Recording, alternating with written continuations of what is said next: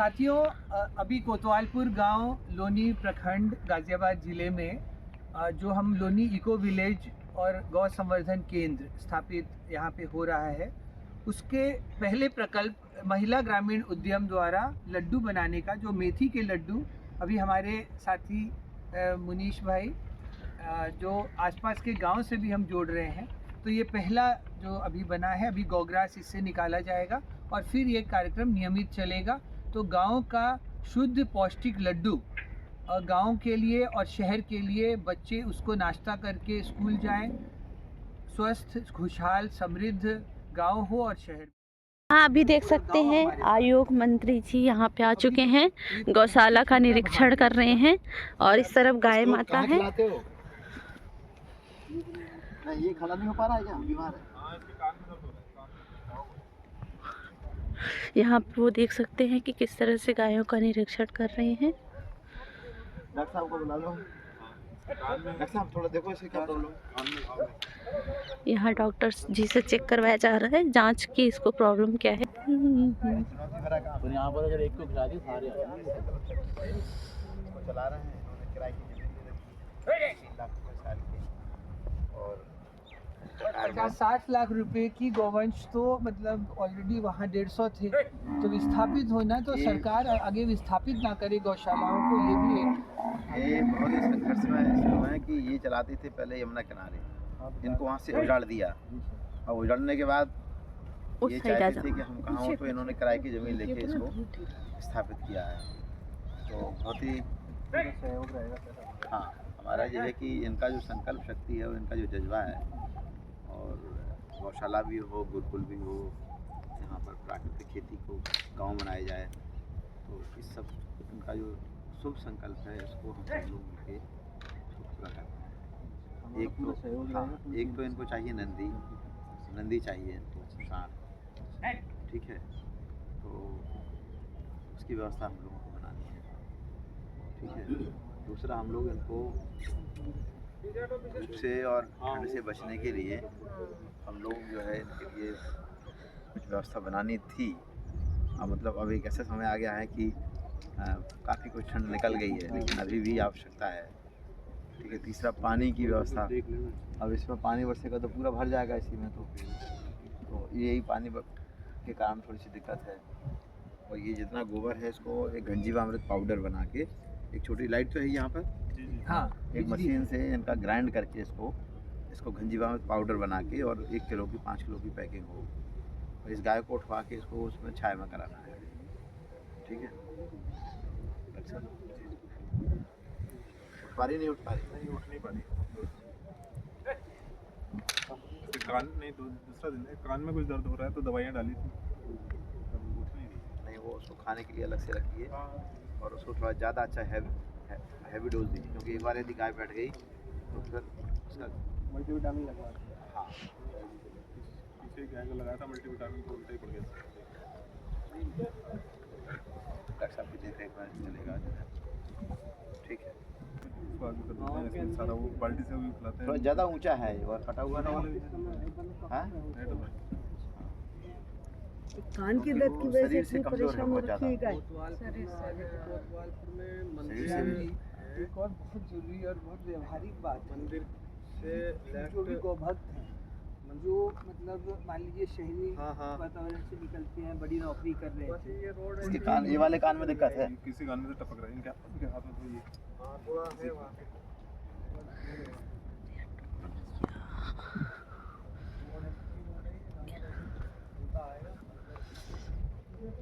ये नहीं खा रही है, क्या हो गया।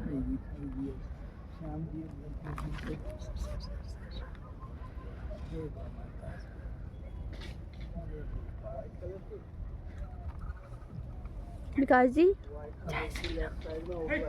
जय सिया राम, जय सिया राम, जय गौ माता, जय गोपाल, जय गोपाल, हर हर महादेव, हर हर महादेव, गावो विश्वस्व मातरः। तो सीधी रोड वहीं आ गई, नहीं उसकी कान की कान दिक्कत है, इसलिए आँख में दिक्कत है। देखिए, ये भावना है, ये समाज सिर्फ बूढ़े माता पिता की सेवा नहीं करता, इसको माता मानता इसको है। पहले हैवी डाइट दो, भरपूर, फिर इसको मल्टीविटामिन लगे तो ये खड़ी हो सकती है। गोबर इसी का है ये। हाँ। तो गोबर से तो लग रहा है साफ- कि हाँ, नहीं, मिल रहा है, और सब चीजें ठीक है। चने का छिलका सीधे सीधे इसमें खिलाया जा रहा है, चूहे खिलाया जा रहा है। सर थोड़ा पास चाहिए, बस हो गया। मैं भी आ जाऊँ। हाँ फिर मुझे थोड़ा और पीछे जाने दीजिए, जल्दी जल्दी लाइन में प्लीज। बाबूजी इस तरफ आ जाइए। नहीं नहीं ठीक है। जय श्री राम। जय जय सिया राम। ओके। माता की जय। गौ माता की जय। हम कहेंगे गाय बचेगी, आप कहेंगे खेत बचेगा। गाय बचेगी, खेत बचेगा। हम कहेंगे खेत बचेगा, आप कहेंगे किसान बचेगा। खेत बचेगा, किसान बचेगा। हम कहेंगे किसान बचेगा, आप कहेंगे गांव बचेगा। किसान बचेगा, गांव बचेगा। हम कहेंगे गांव बचेगा, आप कहेंगे देश बचेगा। गांव बचेगा, देश बचेगा। उपस्थित हमारे आदरणीय सीबीओ साहब, जिनके कारण हम आज यहाँ उपस्थित हैं, आदरणीय डॉक्टर संजीव जी, हमारे आदरणीय चंद्रप्रकाश जी, अमित आर्य जी, आदरणीय ग्राम प्रधान जी, जिनके एक भरपूर सहयोग के कारण आज हम लोग इसको स्थान को संचालित करने का काम कर रहे हैं।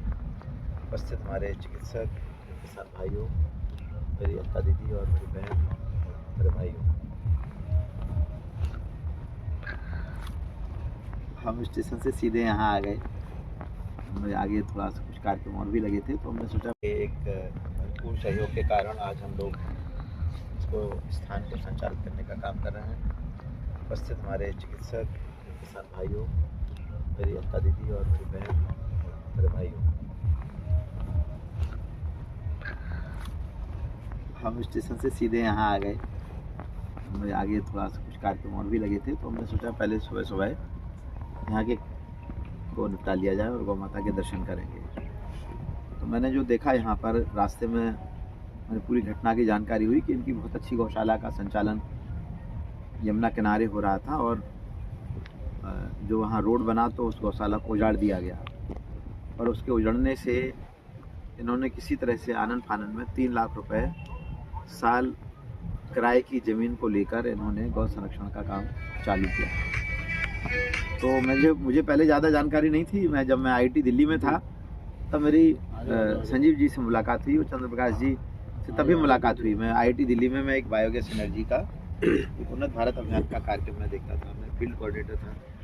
अब आपसे मुलाकात हुई, फिर फ़ोन पर बातचीत होते होते पिछली बार मुझे आना था, कुछ कार्यक्रम लगे थे, मैं नहीं आ पाया। तो मेरा एक संकल्प था कि जो ऐसे लोग स्वयं प्रेरणा से गौ सेवा के काम को कर रहे हैं, ऐसे लोगों ही हमारे काम को आगे बढ़ाने का काम करेंगे, इनके पास चलना है। और मैं आज आपके बीच में उपस्थित हूँ। काफ़ी संसाधनों का अभाव है यहाँ पर। अभी जो मूलभूत सुविधाएं चाहिए गौ माता के लिए, उन सब चीज़ों का यहाँ अभाव है। लेकिन कहते हैं जहाँ सुमति तहाँ संपत्ति नाना। तो सारा खेल ये एक स्वर में लोगों का है। तो लोग एक स्वर में हों और वो इकट्ठे हों तो सारी समस्याओं का समाधान होगा। उसी दिशा में हम पूरी तरह से संजीव जी के साथ हैं, सारे लोग संजीव जी के साथ हैं। और यहाँ हम लोग एक आगे चल के एक बड़ा प्लान हम लोग करके इस कार्यक्रम को संचालित करेंगे। तो हमें करना क्या क्या है, क्या क्या काम हम कर सकते हैं, मेरा क्या सहयोग हो सकता है, और सरकार के माध्यम से हम आपका क्या सहयोग कर सकते हैं, ये बहुत स्पष्ट सारी बातें रहनी चाहिए। सरकार के द्वारा यहाँ किसी तरह का कोई आर्थिक सपोर्ट नहीं दिया जा सकता है, लेकिन हम लोग जो काम कर सकते हैं, जिसके माध्यम से ये केंद्र जो है ये लोगों के जीवन को बचाने का एक बहुत बड़ा माध्यम ये केंद्र बन सकता है। क्योंकि साधन संसाधन तो बहुत है, लेकिन एक साधक का अभाव है। तो साधक के रूप में हम संजीव जी को, चंद्रप्रकाश जी को और सब लोगों को मैं देख रहा हूँ। अलका दीदी सुबह 6:30 बजे स्टेशन लेने पहुँचे। मुझे नहीं मालूम था कि दीदी सुबह उठ के वहाँ पहुँचेंगे। मैं इनका धन्यवाद देता हूँ। और मेरी बहुत छोटी बहन इतनी जागरूक है, गौ माता के प्रति समर्पित है, मीडिया का काम कर रही है। तो इन सब की जो तत्परता है, और पंकज जी जैसे व्यक्ति जो MBA करने के बाद आज गोबर उठाने का काम कर रहे हैं, ये कहीं ना कहीं परमात्मा की एक गति है। अब मैं एक निवेदन करना चाह रहा हूँ। हम कहेंगे बच्चे पिएंगे, आप कहेंगे गाय का दूध। बच्चे पिएंगे गाय का दूध। हम कहेंगे खेती कराएगा, आप कहेंगे गोबर गौमूत्र। खेती कराएगा गोबर गौमूत्र। हम कहेंगे परिवारजनों की थाली में, आप कहेंगे जहर मुक्त भोजन। परिवारजनों की थाली में जहर मुक्त भोजन। बच्चों की थाली में जहर मुक्त भोजन। देखिए आज हम एक बहुत बड़े संकट के दौर से गुजर रहे हैं और आने वाला ये संकट और गहराने वाला, और वो गहराने वाला ये है कि आज हम धन दौलत की तरफ तो बढ़ रहे हैं, लेकिन जो हमारे माता पिता ने हमको जैसा भोजन दिया, जैसा पानी दिया, जैसी शुद्ध हवा दी, आज हम अपने बच्चों को देने की स्थिति में नहीं हैं। आज हर बच्चा डीएपी, यूरिया, खरपतवारनाशक, कीटनाशकों से उत्पादित खाद्यान्न को खाने के लिए मजबूर है और उसके परिणाम स्वरूप किडनी के रोग कम हो रहे के बढ़ रहे हैं, कैंसर के रोग कम हो रहे के बढ़ रहे हैं, हृदय रोग, डायबिटीज, ब्लड प्रेशर कम हो रहा के बढ़ रहा है, अस्पतालों की संख्या कम हो रही की बढ़ रही है। ये सारा जो दृश्य है, और इससे भी बड़ी बीमारी जो आने वाले समय में है वो है इनफर्टिलिटी। आने वाले समय में जो पेस्टिसाइड, खरपतवारनाशक और डीएपी, यूरिया को खा के आने वाले समय में हमारे बच्चों की शादी हो जाएगी लेकिन बच्चे पैदा नहीं होंगे। तो ये जो प्रॉब्लम आने वाले समय में देश का जो खतरा है कि लोगों के पास में बड़ी बड़ी कार मकान होंगे, बड़ा धन होगा, लेकिन भोजन नहीं होगा। 50 साल बाद का दृश्य यदि हम सोचें और दूरगामी दृष्टि से देखें कि आने वाले समय में भारत का 2075 होंगे तो भारत का क्या परिदृश्य होगा। 2047 जब जिस विकसित भारत की हम कल्पना कर रहे हैं, तो आने वाले 2047 में हमारे पास हवा का क्या स्टेटस होगा, AQI कितना होगा, एयर क्वालिटी इंडेक्स की क्या स्थिति है, दिल्ली में रहने वाले लोग जो है वो किस हवा के किस पॉल्यूशन के शिकार हो रहे हैं। और जहां हम बैठे हैं यदि हवा की दृष्टि से देखा जाए, ऑक्सीजन की दृष्टि से देखा जाए, तो बताइए कनॉट प्लेस पे हम यदि रहेंगे तो ज़्यादा शुद्ध हवा मिल रही कि यहाँ बैठे तो ज़्यादा हवा मिल रही है? कहाँ मिल रही ज़्यादा अच्छी? हम यहाँ मिल रही है। तो कहीं ना कहीं स्वर्ग वो क्या है, नरक क्या है, यदि इसको सामान्य भाषा में समझना है तो जिसको शुद्ध हवा, शुद्ध पानी, शुद्ध भोजन मिल रहा है वो स्वर्ग में है, और जिसको शुद्ध हवा, भोजन, पानी नहीं मिल रहा है वो कहाँ पर है? नरक।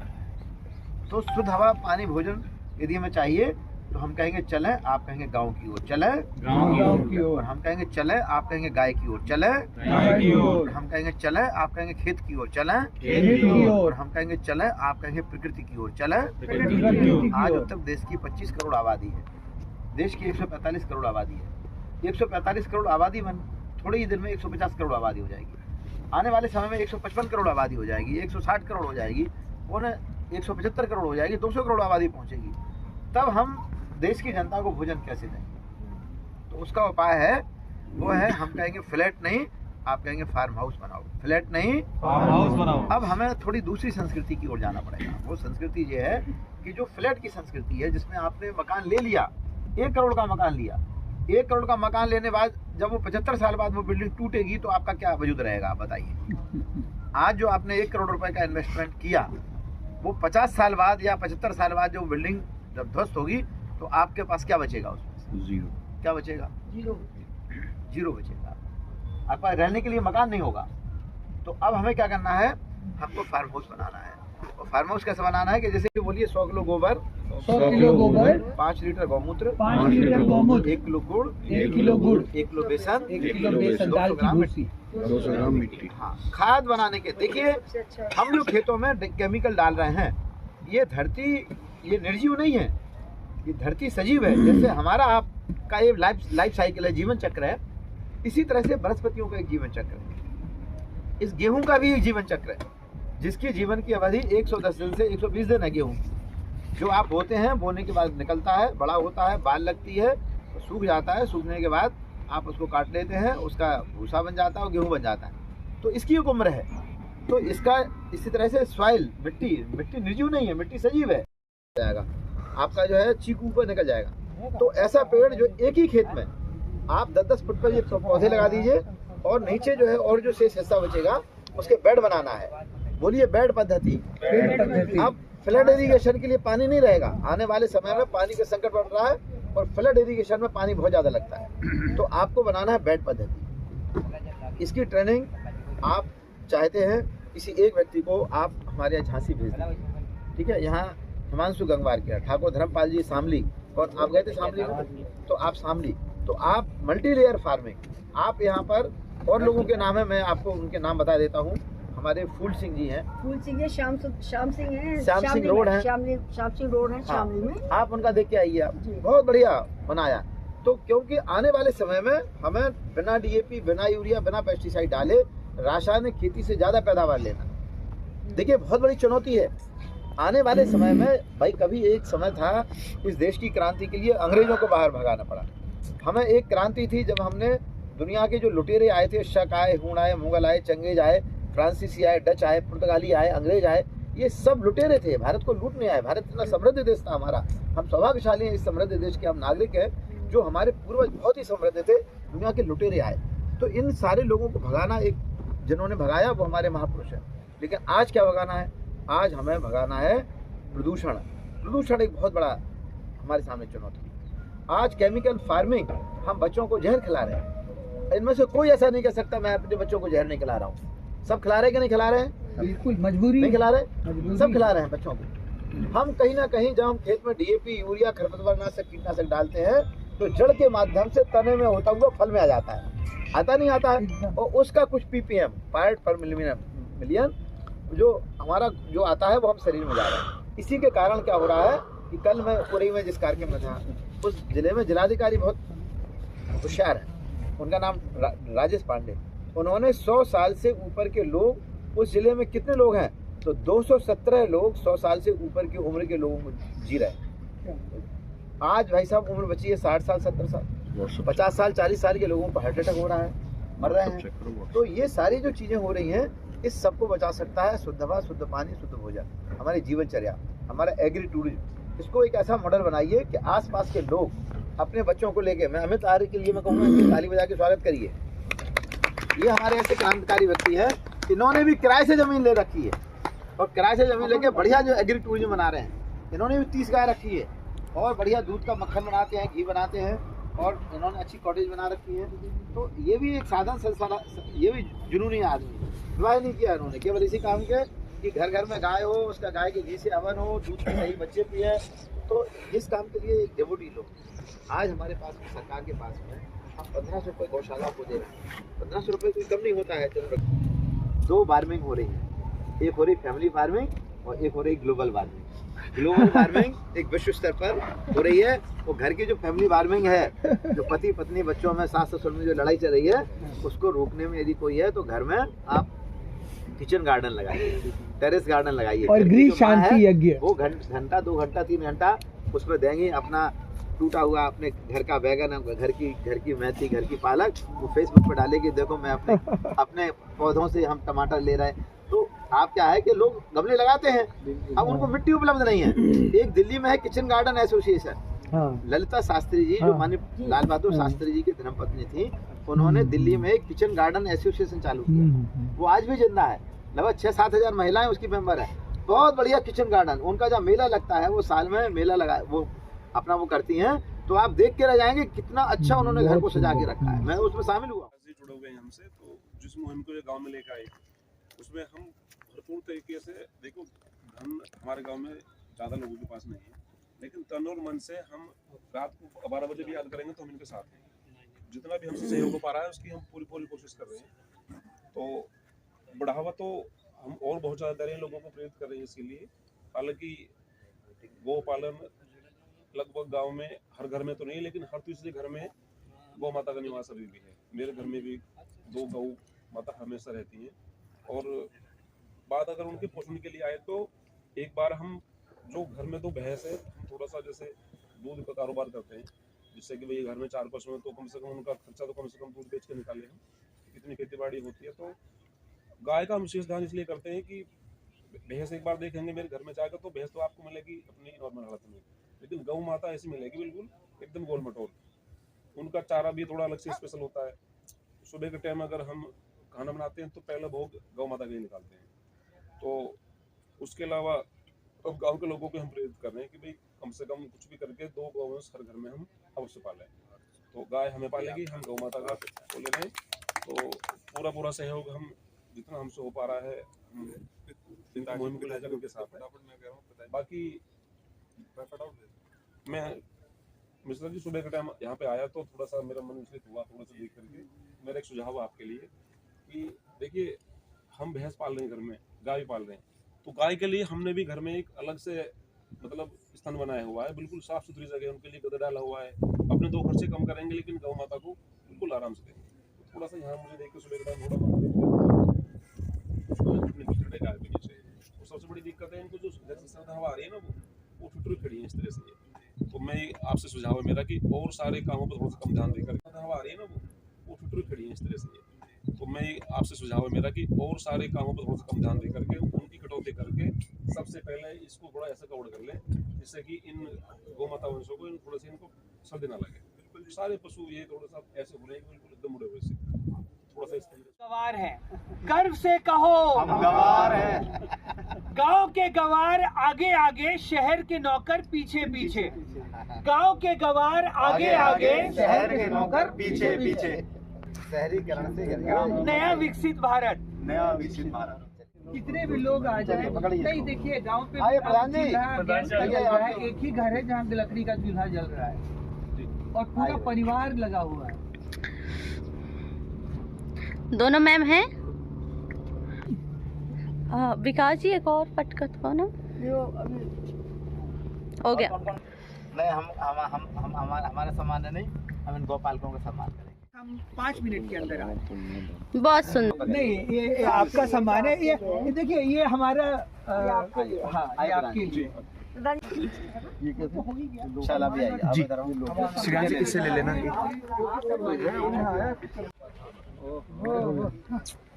अरे बस संजीव जी हाथ लगाइए।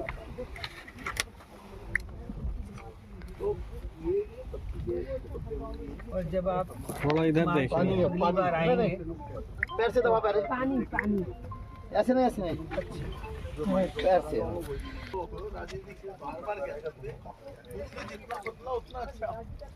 क्या जो आपने बोला वो कब तक पूरा हो जाएगा? देखिए, हमने तो एक प्लान दिया है और प्लान ये दिया है कि जिस स्थान पर हम आए हैं, इस केंद्र के जो संस्थापक आदरणीय संजीव जी और उनके जो साथ में अलका दीदी जैन हैं, चंद्रप्रकाश जी हैं, वो पूरी टीम है, एक नहीं अनेक लोग इनके साथ में हैं। और हम चाहते हैं कि ये गौ आधारित प्राकृतिक खेती का प्रशिक्षण केंद्र बन जाए और यहाँ 1-1 ग्राम गौमूत्र गोबर का प्रबंधन हो, गाय के नीचे पक्का कैटल शेड बन जाए जिससे गौमूत्र इकट्ठा हो, ये गोबर गैस लग जाए और जीवामृत, बीजामृत, जीवामृत, पेस्टिसाइड बनाने का काम। और ये उन्होंने जो किराए पे जमीन रखी है, इसमें जो 5 लेयर नेचुरल फार्मिंग का एक मॉडल बनाए और आसपास के 20-25 गाँव के लोग जिनके यहाँ देखने आए और दिल्ली और गाजियाबाद के लोग एग्री टूरिज्म के रूप में जो विकसित हो, जहाँ पर उनको देसी भोजन मिले, ज्वार बाजरा मक्का की रोटी मिले। गेहूँ चावल से अब जनता उब रही है, वो बढ़ती हुई बीमारियों में आज दुनिया के जो अनेक लोग हैं वो अब मिलेट्स की तरफ बढ़ रहे हैं। हमारे प्रधानमंत्री जी का और हमारे मुख्यमंत्री जी का सपना है वो आधारभूत मिलेट्स का भोजन, इसके हिसाब में वो आगे आने के लिए, इस सेंटर डेवलप करने के लिए समर्पित लोग हैं। थोड़ा संसाधनों का अभाव है, तो जब लोग जुड़ेंगे तो साधन भी इकट्ठे होंगे। बिल्कुल, धन्यवाद सर। अभी हमारे साथ संजीव मिश्रा जी, विकास जी और श्याम बिहारी जी सभी लोग जुड़ चुके थे और इन्होंने जो बोला है गौशालाओं के लिए करने के लिए, वो उम्मीद है कि जल्दी ही करेंगे। देखते रहिए प्रो हिंदुस्तान टीवी। धन्यवाद।